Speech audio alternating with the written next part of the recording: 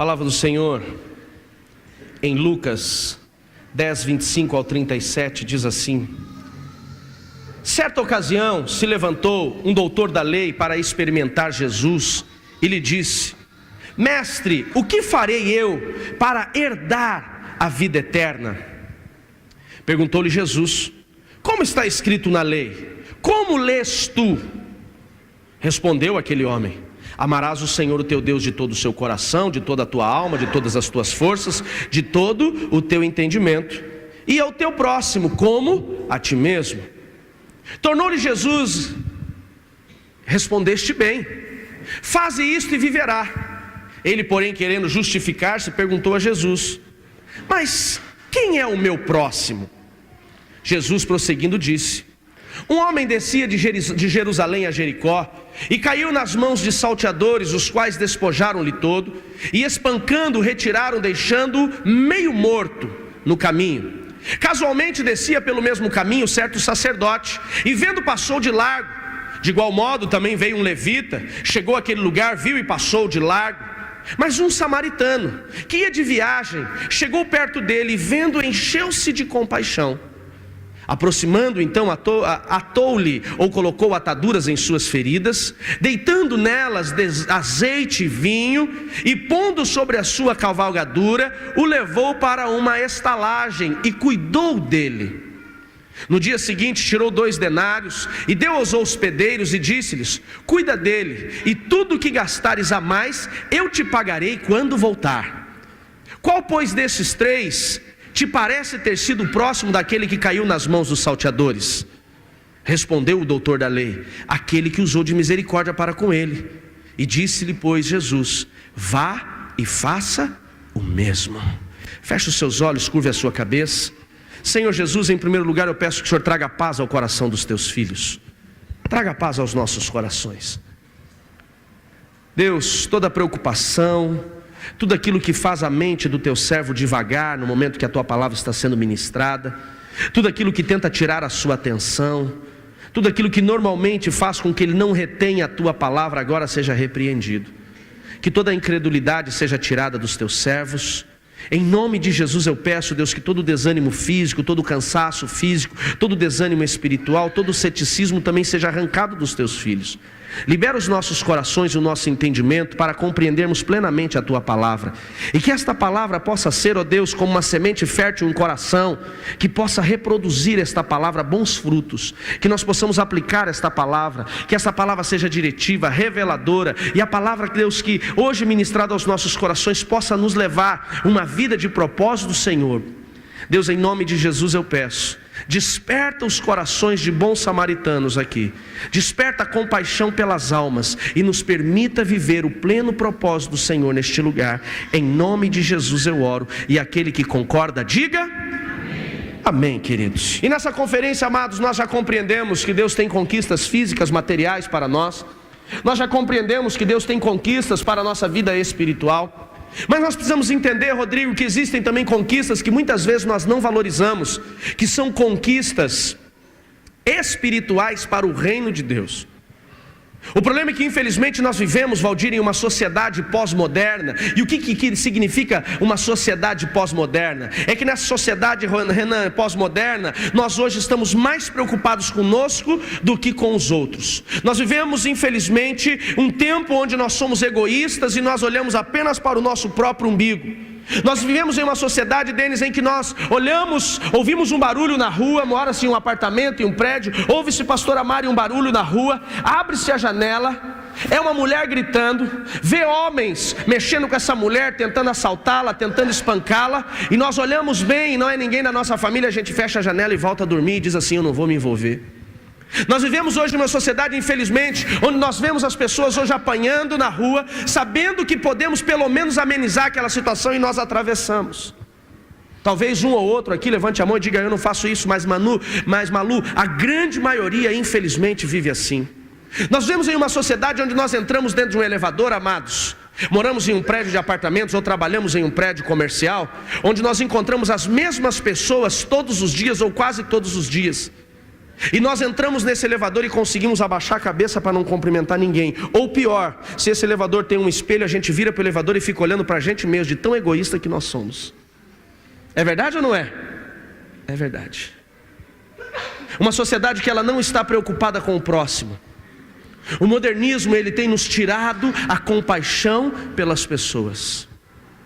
O texto que nós vimos aqui, Jean, esse doutor da lei querendo medir Jesus, se ele de fato era o Messias, querendo talvez envergonhar Jesus, Josiane, frente a todas as pessoas que estavam acompanhando ele, Leandro. A Bíblia diz que esse homem olha para Jesus e diz assim: Jesus, o que hei de fazer eu para conquistar a vida eterna? E a minha pergunta aqui: quem quer conquistar a vida eterna com Cristo? Levanta a sua mão, diga amém. Não estou dizendo que você tem que morrer para isso, mas quem sabe Jesus volta a buscar a igreja essa noite. Você quer ficar no inferno, quer ficar neste mundo, sim ou não? Não?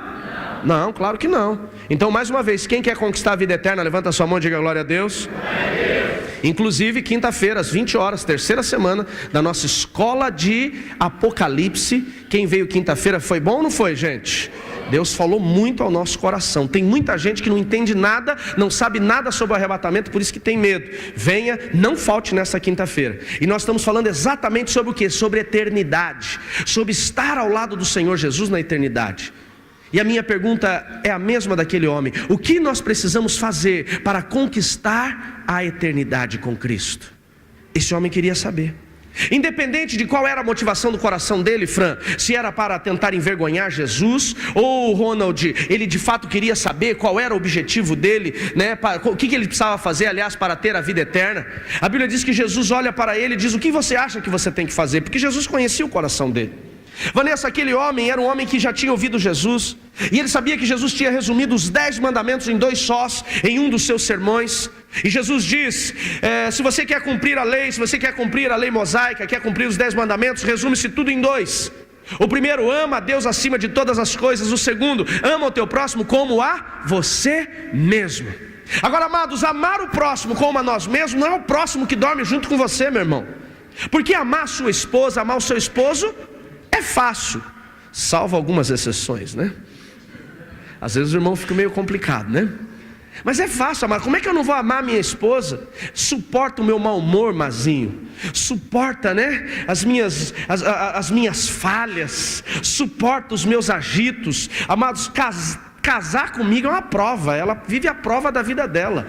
Quando ela chegar no céu, o anjo pegar o iPad 17 dele lá e olhar, Annelise Silos, entra direto, não tem nem julgamento. Porque ela já passou pelo purgatório, como diz o povo aí, né? Aqui na terra, tanta luta. Porque, mas eu não tenho agenda, eu não tenho horário, é tudo naquela correria. Eu saio daqui agora, vou fazer uma visita ainda com todo o Ministério de Louvor, não esqueceram, né? E depois da visita ainda vou para um velório. Eu tenho um velório, e aí sabe lá que horas eu vou dormir hoje. Então, amados, essa mulher, ela vai para o céu, com certeza. No dia do arrebatamento, ela é a primeira na fila. Amém, queridos?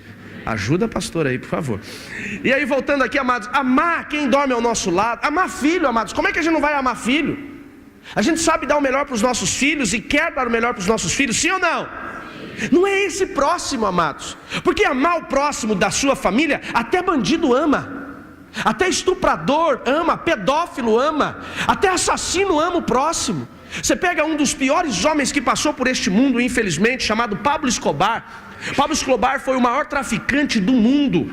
Pablo Escobar, amados, ele fez um programa de assassinato de soldados do exército, da polícia do seu país. E ele colocou preço na vida desses homens.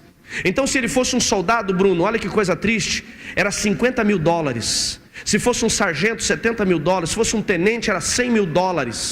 E o bandido que matasse recebia isso em espécie. Ele foi responsável pela morte de milhares de pessoas. Pablo Escobar, para poder matar um candidato a presidente que estava assinando um tratado de transferência de todos os narcotraficantes do seu país para os Estados Unidos, onde lá não poderiam as autoridades ser compradas, ele derruba um avião da Avianca. Por causa de um homem, centenas de pessoas morrem. Esse homem tem um coração mau, sim ou não? Mas esse homem amava a sua família. A história dele conta que ele, fugindo da polícia, um dia esconde, se eu não me engano, com a filha dele dentro de uma caverna. E essa menina, porque estava molhada do sereno, tem hipotermia. Aquele homem estava com uma mochila de dinheiro. Ele queimou $milhões naquela noite para poder aquecer a filha. Quer dizer, ele disse que aquela filha valia mais do que o seu dinheiro. Então até bandido ama o próximo que dorme na casa dele. Isso não é mérito para ninguém. O que é o próximo, Rafael, que eu estou feliz de te ver aqui hoje? O que é o próximo que Jesus está dizendo? Amar o próximo que nós não conhecemos.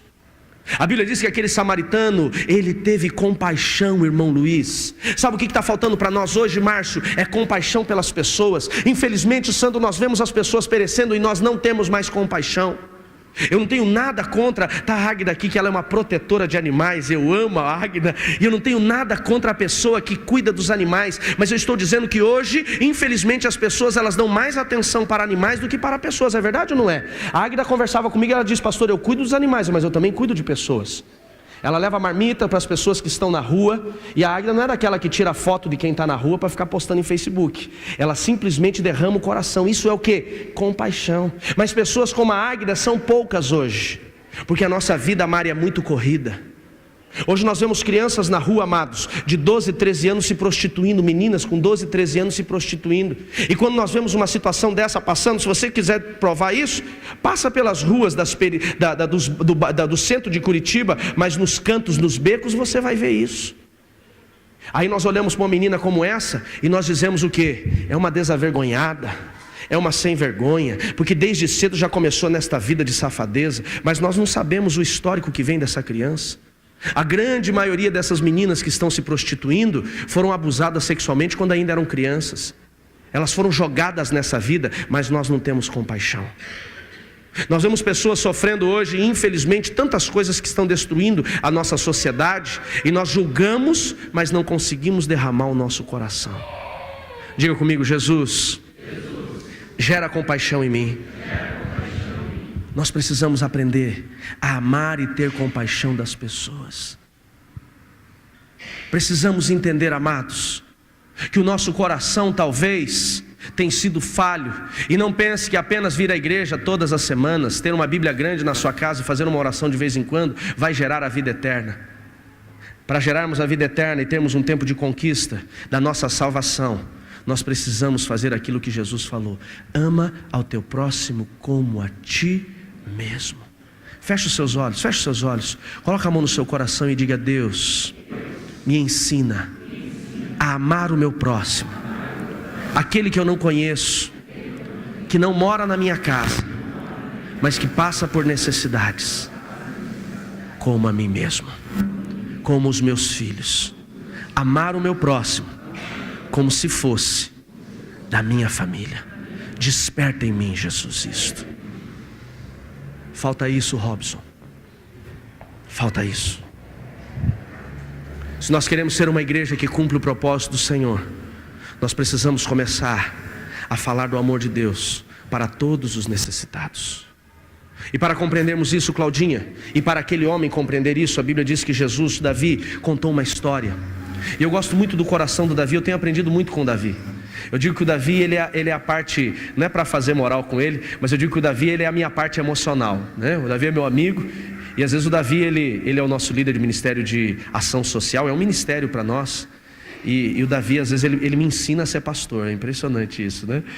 Porque às vezes a gente está conversando sobre uma situação e ele começa a falar e eu falo: meu Deus, eu tenho que amar o próximo mais igual o Davi ama, porque ele tem um coração voltado às necessidades. Ele não é um cara bobo que fica suprindo gente, que ele não alimenta a miséria, essa é a verdade, mas o coração dele é voltado a pessoas. Mas vamos voltar à história aqui. A Bíblia diz que aquele homem então pergunta, e Jesus diz para ele: o que você acha que é a lei? Porque Priscila, aquele homem é um doutor da lei, ele sabia, Lucimar, o que deveria fazer. Então aquele homem logo responde, Berenice: eu devo amar a Deus acima de todas as coisas, e logo em seguida amar o meu próximo. E Jesus falou: muito bem, você sabe a lei. Mas aquele homem agora, querendo dar uma pegadinha para Jesus, ele olha para Jesus e diz assim: mas como é que eu amo o meu próximo? E aí, Juliana, Jesus conta uma história, uma parábola. Não se sabe se essa história é verídica ou não, mas ali, Ângela, nós entendemos que essa parábola, ela traz exatamente, Juliana, aquilo que aquele homem, todas as pessoas que estavam ali precisavam compreender. A Bíblia diz que Jesus conta a parábola de um certo homem, um judeu, que vinha no seu caminho, talvez do trabalho, talvez de um passeio,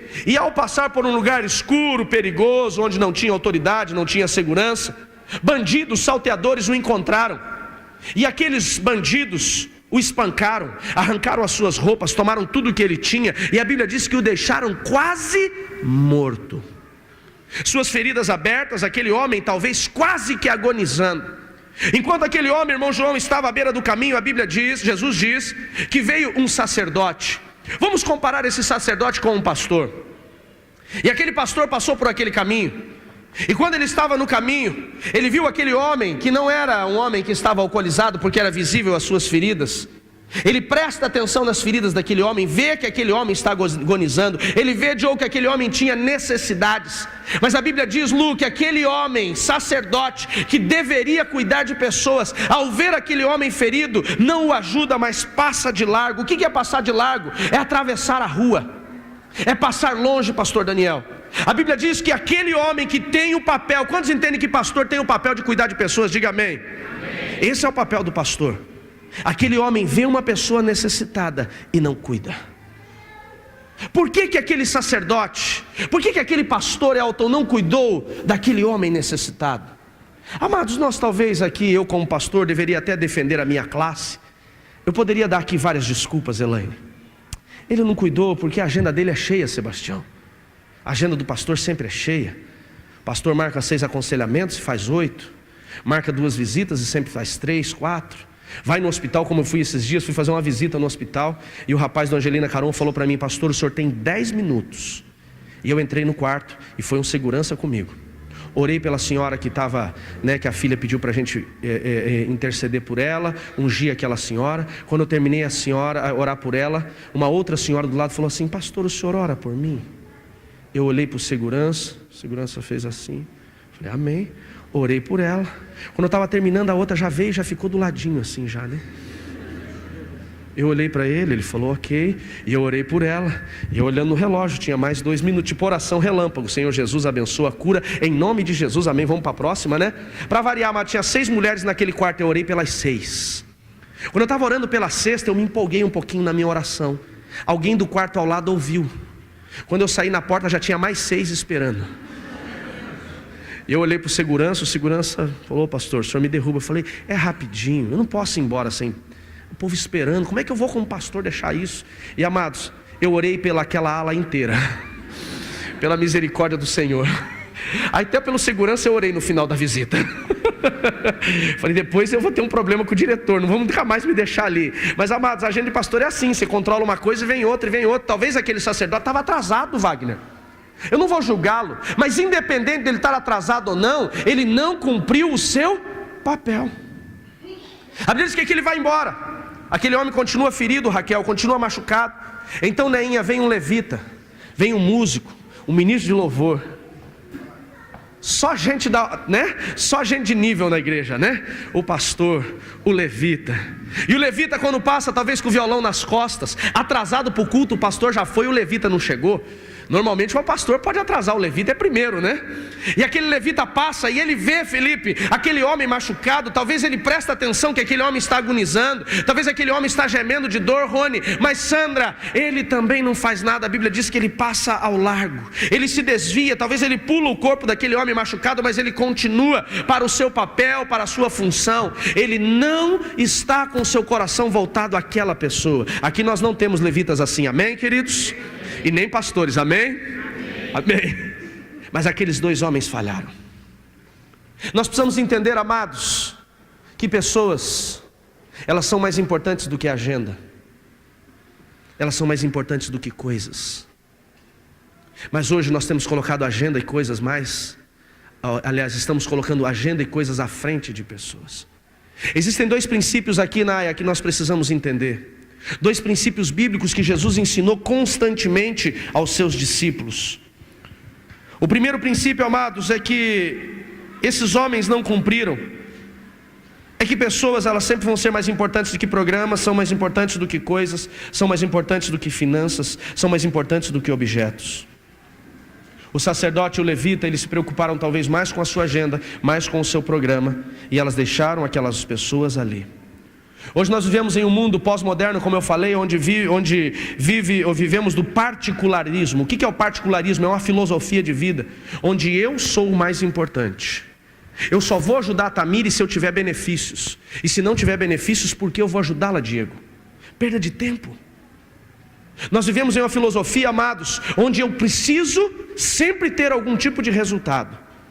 E as pessoas, como eu falei aqui, que a Águida não faz, algumas elas até querem fazer social, ou ação social, mas elas vão lá na 15 de novembro, levam comida para os andarilhos, para as pessoas que dormem na rua, daí ele tira uma selfie. Será que ele estava preocupado com quem estava na rua? Ele está preocupado com a aparência dele no Facebook? Até para ajudar o próximo, o cara tem que ter algum tipo de benefício. Hoje, infelizmente, no Brasil, precisou-se criar uma lei, chamada Lei de Responsabilidade Fiscal, onde você, quando ajuda uma entidade, quando você ajuda socialmente alguém, você deduz do imposto de renda. Porque se não tivesse assim, Davi, ninguém ajudava, nenhuma empresa ajudava.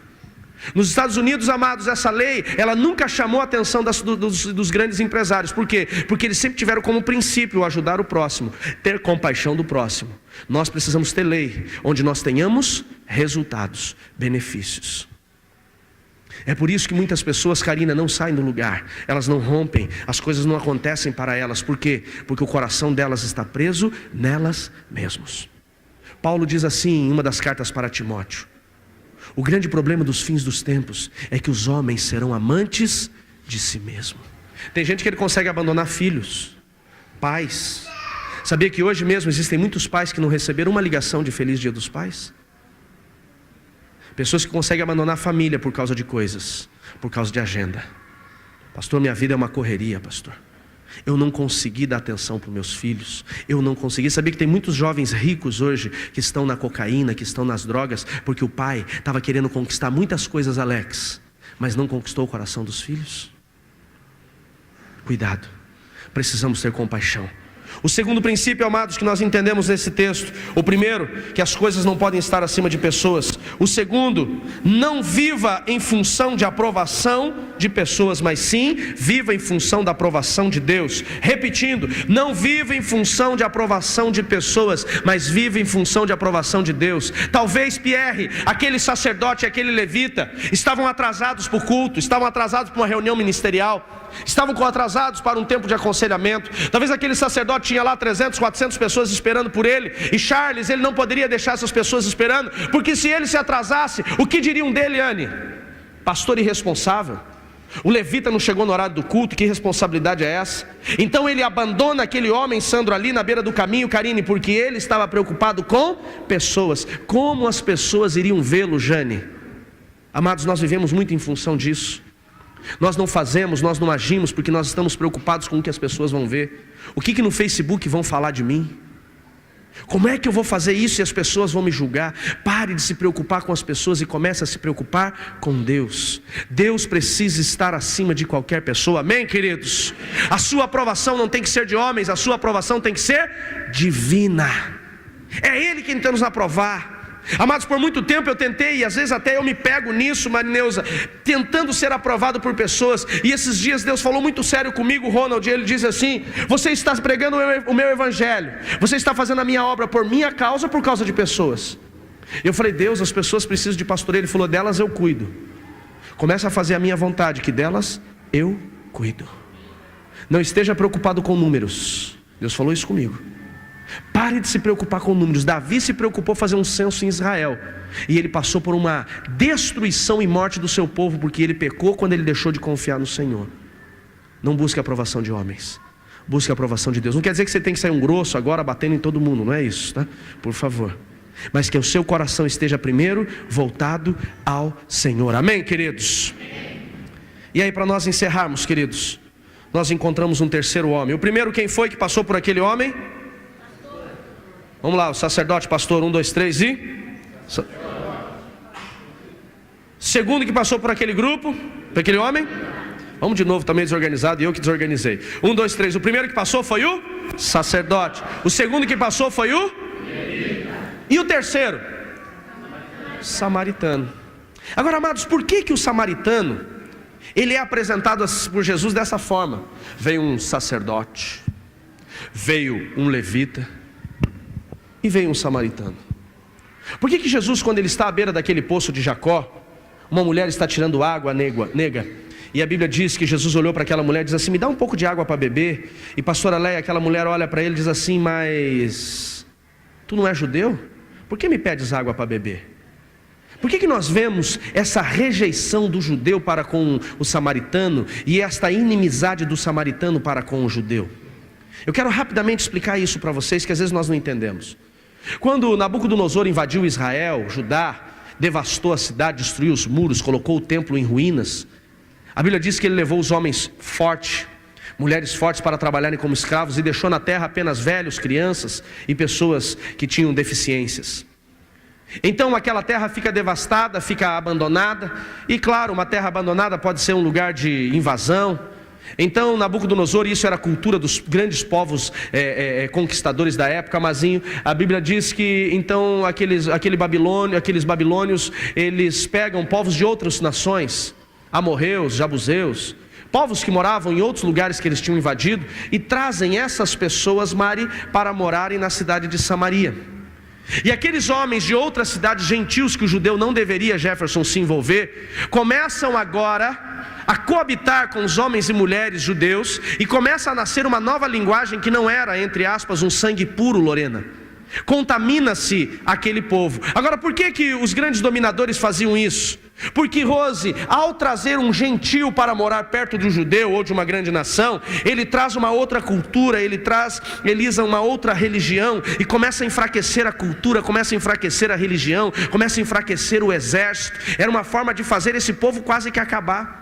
E a Samaria do Velho Testamento, que foi capital da nação, ela deixa de ser aquilo que ela foi por muito tempo, e agora ela começa a ser uma cidade rejeitada. Por isso que havia um problema de relacionamento entre os judeus e os samaritanos. Quem entendeu, diga amém. Então primeiro passa um sacerdote. Eu falei no começo da mensagem, Diego, que quem estava naquela condição ferido era um judeu. Passa um sacerdote judeu, passa um levita judeu, e agora passa um samaritano. O judeu olhava para o samaritano e dizia assim: você é um cão. O judeu, quando encontrava um samaritano no meio da rua, ele não apenas atravessava a rua porque achava que aquele era um qualquer, mas além dele cruzar e atravessar a rua, ele cuspia e dizia cão. Rejeição, pesado isso, né? Essa era a cultura. Aquele homem que foi rejeitado por muito tempo, que poderia ter uma ferida na sua alma, a Bíblia diz que ele passa a ver um judeu. Mesmo sendo rejeitado pelos judeus, Lili, a Bíblia diz que ele pega aquele homem no colo, ata as suas feridas, faz curativo, derrama vinho e óleo sobre as suas feridas para curá-las, coloca sobre o seu cavalo, leva para um hotel, cuida daquele homem.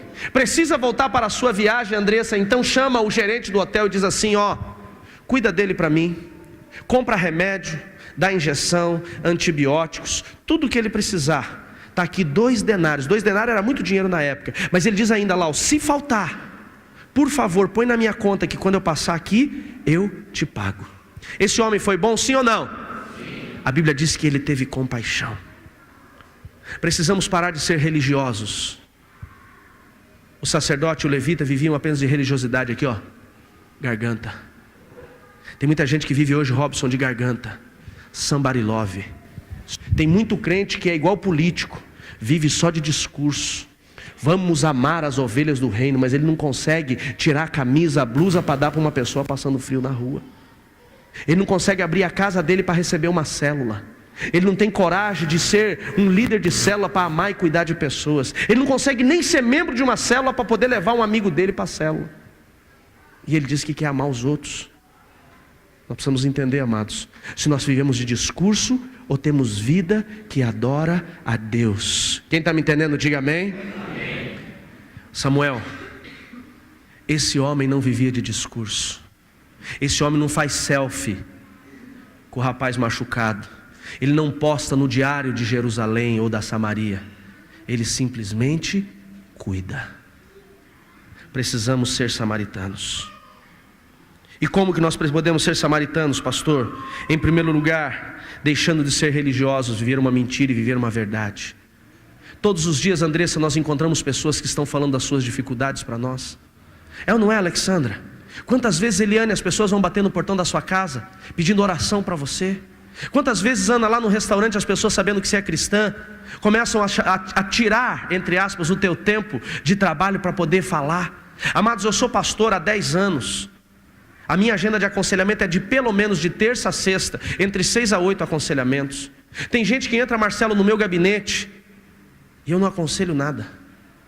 O cara fica 50 minutos falando. Aí no final dos 50 minutos eu falo, vamos orar? Ele fala, por favor. Eu oro por ele, quando termina a oração ele fala assim, nossa pastor, que maravilha falar com o senhor. Eu falo, mas eu não falei nada, só ele falou. Fala, pastor, eu estou me sentindo mais leve. Eu não fiz nada, porque ele precisa de atenção. A única coisa que ele precisava é de um ouvido para ouvi-lo, desabafar, colocar para fora. Quantas pessoas estão nos procurando, amados, clamando para ter o que nós temos, e nós estamos mandando para psicólogo, para psiquiatra, nós estamos mandando para hospital, nós estamos mandando até para centro de macumba e centro de umbanda. Ah, pastor, credo isso, mas esses dias teve uma pessoa da igreja que falou, se não é uma pessoa cristã, mas ela falou, não é da nossa, tá gente, mas a pessoa me contou, se não está resolvendo, vai lá no centro espírita, quem sabe um passe lá. O sangue de Jesus tem poder. Sabe por que hoje religiões alternativas crescem mais do que o cristianismo em algumas situações? Porque quem está vivendo de algumas religiões alternativas, eles acreditam mais que aquilo que eles estão vivendo pode transformar a vida de quem está pedindo ajuda, do que o cristão acredita que Deus pode transformar a vida dele. Mas não é que nós não acreditamos, é que nós não queremos derramar o nosso coração, porque derramar coração leva tempo. Se eu começar a conversar com a pessoa dentro do ônibus, ela vai querer meu telefone. Se ela quiser meu telefone, vai ficar me mandando WhatsApp. Aí eu não conheço ela, vou ter que ficar respondendo mensagem. Ela vai querer me visitar na minha casa, vou ter que fazer café, vou ter que ter custo, vou ter que investir tempo. Melhor nem dar atenção. Quem está me entendendo, diga amém. Esse é o coração de muita gente. Pastor, como é que eu posso ser um bom samaritano? Tem várias formas. Você pode ser um samaritano convidando seus amigos, seus vizinhos para vir na igreja. Pastor, eu não sei pregar, mas nós aqui estamos para isso. Ah, pastor, mas eles não querem vir na igreja. A visão deles que igreja só tem gente endemoniada, pastor fica pedindo dinheiro. É verdade. Então quem sabe você leva ele para uma célula. Você pode ser membro de uma célula. E quantos da tua família você pode levar para uma célula? Então frequente uma célula. Número 2, pastor, eu não quero ser só membro. Então abra a porta da sua casa. Seja um hospedeiro. A Bíblia diz que aquele homem pegou o homem machucado, o judeu machucado, levou na hospedaria e disse para o gerente, cuida dele para mim. Abra a sua casa e gere conforto para as pessoas. Seja aquele que permite que a sua casa seja um lugar de curar feridas, Sandra. Pastor, eu quero mais. Então seja um bom samaritano. Cuide de pessoas. Seja um líder de célula. Assume pessoas para você derramar o seu coração. Tem muita gente com o seu casamento ferido. Coloque remédio no casamento dos outros. Tem muita gente com a sua alma ferida. Coloque ataduras na ferida dos outros. Quem está me entendendo, diga amém. Amados, nós muitas vezes achamos que ser bom samaritano é a gente mandar R$25 por mês pro aquele pequeno cotolengo. Isso não tem nada a ver com ser bom samaritano. É bom ajudar, não tem nada a ver. A gente acha que ser bom samaritano é trazer 1 quilo de alimento no final do mês. E às vezes o negócio mirra, né, Davi? É complicado. Amado, ser bom samaritano é você derramar o coração sobre as pessoas. E qual é o resultado disso na minha vida, pastor? Jesus disse, faça como Ele e alcance a vida eterna. Quem quer a vida eterna com Cristo, diga amém. Amém. Coloque-se de pé em nome de Jesus.